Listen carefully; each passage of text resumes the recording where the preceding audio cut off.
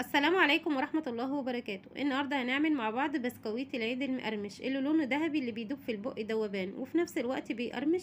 النهاردة هنعمله مع بعض بطريقة سهلة وبسيطة واقتصادية جدا. هنعمله بالسمنة مش بالزبدة، والنتيجة اللهم بارك زي ما انت شايفة كده روعة. البسكوتة مقرمشة جدا بتدوب في البق، محتفظة بالرسمة بتاعتها، لونه ذهبي حاجة كده اللهم بارك روعة، فعلا تستحق التجربة.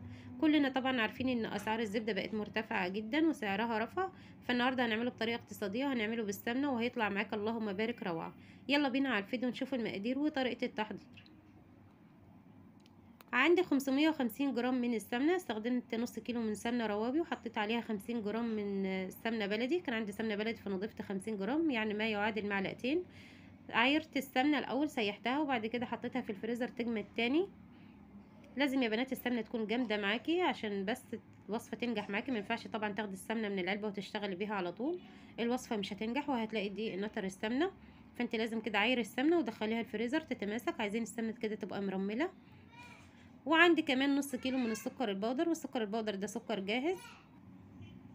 وخلاص كده بعد ما ضفت السمنه وضفت كمان السكر البودر بالمضرب كده كده قبل ما تشغلي المضرب عشان السكر ما يبهدلش المكان عندك. قلبي السكر كده مع السمنه لحد ما يختلطوا مع بعض، وبعد كده هنشغل المضرب على اعلى سرعه لحد القوام ما يصبح كريمي وتلاقي الخليط بقى لونه فاتح جدا. هنشوفه مع بعض دلوقتي. الخطوه دي هتاخد منك حوالي كده 10 دقايق على ما الخليط يتحول لخليط كريمي وكمان حجمه يتضاعف. اتمنى منك لو اول مره بتشوفي قناتي يا ريت تشوفي فيديوهاتي وتقيميها، ولو شايفاني بقدم محتوى هادف واستحق اللايك اتمنى تدعميني باللايك والاشتراك وتفعيل الجرس عشان يوصلك مني كل جديد. وخلاص كده هفضل اضرب في الخليط لمدة 10 دقايق ضرب متواصل لحد ما لون الخليط يبقى فاتح جدا وكمان حجمه يتضاعف. شايفين ما شاء الله لونه بقى فاتح وكمان حجمه تضاعف، وبكده الخليط بقى جاهز معايا. عندي 6 بيضات بدرجة حرارة المطبخ، هضيف عليهم معلقة صغيرة من الفانيليا السايلة، ولو عندك بودرة حابة تستخدميها مفيش مشكلة براحتك. اهم حاجة يا بنات البيض لازم يكون بدرجة حرارة المطبخ، ما ينفعش ابدا تخرجي البيض من التلاجة وتشتغلي بيه. السمنة او الزبدة هتخرز معاكي سواء بتشتغلي بسمنة او بزبدة. لازم تخرجي البيض قبلها بساعة او بساعتين على الاقل عشان تضمني ان الوصفة تنجح معاكي والبسكوت يبقى ناجح معاكي. لازم عندك المكونات تبقى بدرجة حرارة المطبخ. نزلت باول بيضة وهشغل المضرب على اهدى سرعة. المضرب هنشغله على سرعة عالية بس مع السمنة والسكر لحد ما الخليط يبقى كريمي. بعد كده اي مكونات هنضيفها هنهدي المضرب على اهدى سرعة في المضرب. نزلت بتاني بيضة ودي تالت بيضة وهشغل المضرب على اهدى سرعة لحد ما البيض يختفي تماما. طريقة البسكوت دي يا بنات جميلة جدا. انا بالنسبة لي بحب البسكوت اللي بالسمنة اكتر من البسكوت اللي بالزبدة، بيبقى طعمه جميل جدا كمان بيبقى هش ومقرمش حاجة كده اللهم بارك تحفة. ان شاء الله هتجربي الطريقة دي ومش هتبطلي تعمليه لانها فعلا طريقة اقتصادية وموفرة وجميلة جدا. يعني رغم ان هي موفرة واقتصادية بس النتيجة بتاعتها اللهم بارك تحفة. وخلاص كده بعد ما خلصت كل كمية البيض اللي عندي هاتي معلقة كده وقلبي الجوانب عشان تضمني ان الخليط كله اتضرب صح وتاخدي نتيجة حلوة. شايفين الخليط ما شاء الله قوامه جميل جدا. دلوقتي هنضيف معلقة صغيرة من كيك شيف او بيكنج باودر، معلقة صغيرة ممسوحة ما تكتريش عشان البسكوت ما يفرش معاكي في الفرن. وهنقلب كويس جدا لحد البيكنج باودر ما يختلط مع البيض والسمنة والسكر. ودلوقتي عندي حوالي 12 معلقة اللي هي معلقة الرز الكبيرة دي. الكمية اللي انتوا شايفينها من الحليب دي 12 معلقة، يعني ما يعني حوالي كده نص كوباية صغيرة.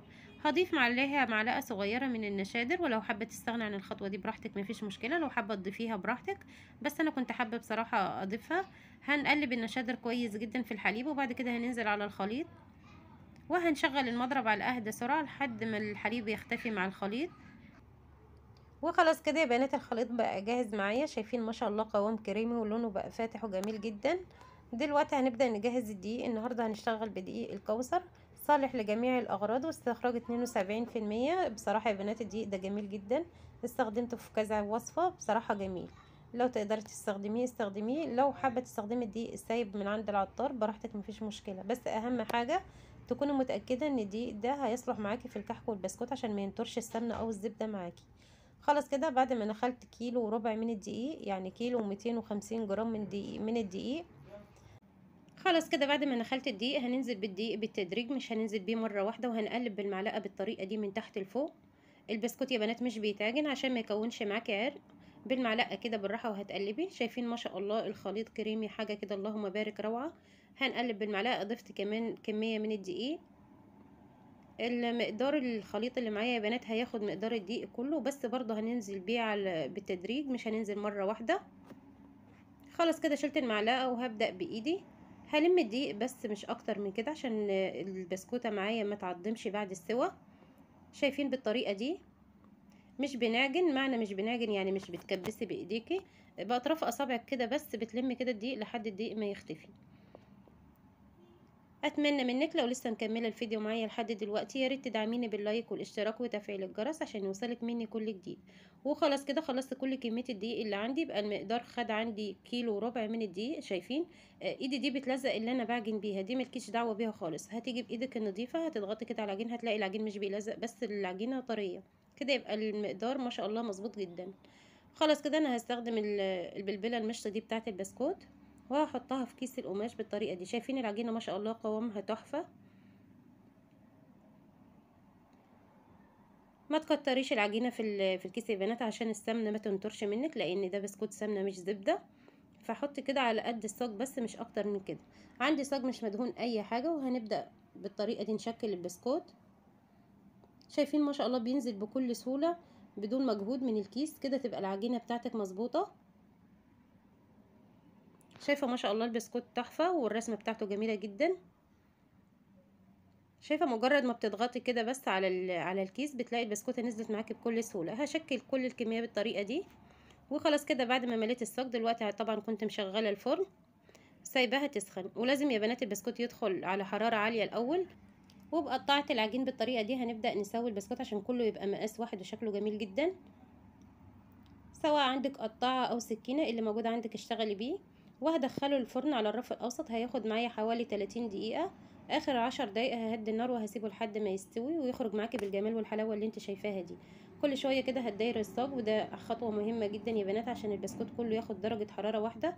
ولو لقيتي مثلا في جزء خد درجه حراره اعلى من التاني تقدري تفردي عليه كده ورقه كراسه عاديه جدا لحد باقي الصاج ما ياخد نفس درجه اللون. شايفين ما شاء الله اللهم بارك حاجه كده جميله جدا. عايزه اقول لك طعمه مع الشاي كان تحفه. ان شاء الله هتجربي الطريقه دي وهتعجبك جدا. طبعا انا هخلص الكميه كلها بالطريقه دي عشان الفيديو ما يطولش عليكم، وهنرجع نشوف الكميه كلها مع بعض. شايفين ما شاء الله اللهم بارك الكميه دي كلها عملناها من 550 جرام من السمنه وكيلو وربع من الدقيق. ما شاء الله اللهم بارك. وزنت الكميه دي طلعت معايا 4 كيلو من البسكوت. حاجه كده اللهم بارك تحفه، نتيجه جميله جدا. عايزه اقولك انا بالنسبه لي بسكوت السمنه احلى من بسكوت الزبده، بس انت لو حابه تعملي بسكوت الزبده ان شاء الله هينزل فيديو تاني غير الفيديو ده. اتمنى تدعميني باللايك والاشتراك وتفعيل الجرس، واشوفك في فيديو جديد وباي.